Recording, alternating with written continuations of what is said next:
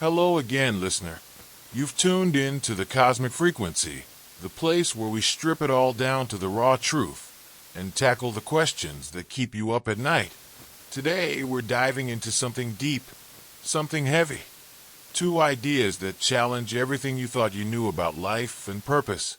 We're talking about antinatalism and existential nihilism. These aren't just abstract philosophies. They're confrontations with the very nature of existence. So settle in, because we're about to go places most folks are afraid to venture. Let's start with antinatalism, the philosophy that questions the whole idea of bringing new life into the world. It's not about being anti-kids or anti-family. It's about asking whether creating new life is an ethical choice. This isn't just your garden variety cynicism. It's a deeply thought-out perspective rooted in compassion, even if it doesn't seem that way at first glance.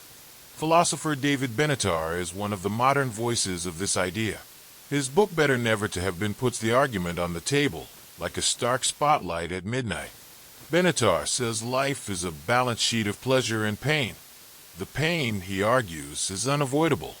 Every life has suffering, whether it's illness, heartbreak, loneliness, or the big existential dread that creeps up in the quiet hours. Even in the best of circumstances, pain finds a way in. And for what? For fleeting moments of happiness that often don't outweigh the cost? His conclusion: it's better not to start the cycle of suffering at all. But here's where it gets interesting. Benatar isn't preaching despair. He's challenging us to think harder about the decisions we take for granted. Society often paints having kids as a moral good, a natural step in life's rhythm. But what if it's not? What if we need to ask ourselves whether we're bringing life into the world for the child's sake, or for our own? It's a tough question, but one worth considering. Now let's turn the record over to existential nihilism. This one's been shaking minds for centuries. It's the idea that life has no inherent meaning. No divine script, no cosmic plan. To some, that sounds terrifying. To others, it's liberating. A blank canvas where you get to create your own meaning. Friedrich Nietzsche, the rock star of 19th century philosophy, knew this feeling well. He wrote about the death of God, not as an attack on religion, but as a realization that humanity had outgrown the comforting myths that gave life meaning. Without those myths, Nietzsche said, we're left staring into the abyss.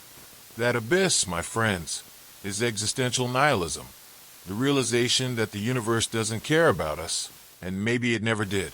But Nietzsche didn't stop at the abyss. He saw it as an opportunity.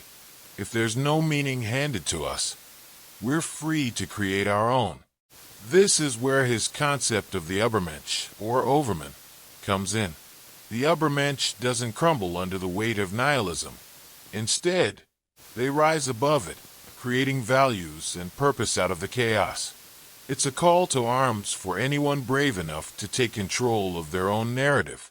Not everyone approached the void with such gusto. Jean-Paul Sartre, the existentialist thinker of the 20th century, wrestled with the nausea of meaninglessness. For Sartre, realizing there's no inherent purpose to life can feel like vertigo, a dizzying confrontation with freedom. But he also believed that freedom is our greatest gift. When there's no cosmic blueprint, we get to design our lives however we want. This brings us back to antinatalism. If life has no inherent meaning and is full of suffering, is it ethical to create new lives? Or does the act of creating life force another soul to grapple with these heavy questions? Antinatalism and existential nihilism are two sides of the same coin. Both challenge us to think deeply about existence, its challenges, and its possibilities. But don't let the weight of these ideas pull you under. Let's flip the groove and see the potential here. If life is a blank canvas, that means we hold the paintbrush. If there's no inherent meaning, we have the freedom to make meaning. The existentialists weren't about despair. They were about empowerment. Life might not come with a manual, but that's what makes it exciting. Think about Albert Camus, another existentialist voice who described life as absurd. He compared human existence to the Greek myth of Sisyphus, the guy doomed to push a boulder up a hill for eternity, only to watch it roll back down. Sounds bleak, right? But Camus saw beauty in the struggle. He said we must imagine Sisyphus happy, not because he escapes his fate, but because he embraces it. The struggle itself becomes the meaning. That's the key, listener. These philosophies aren't here to drag you down. They're here to wake you up.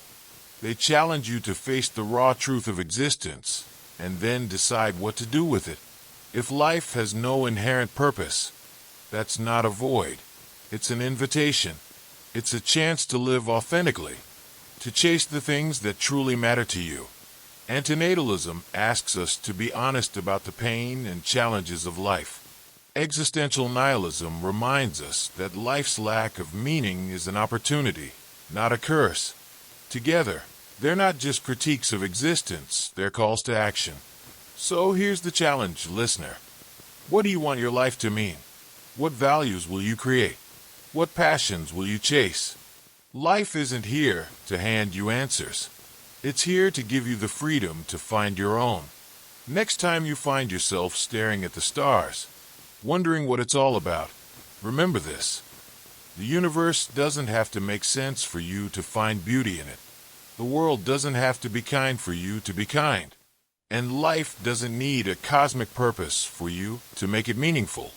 Stay curious, stay bold, and never stop asking the big questions. Because in the end, those questions are what make life worth living.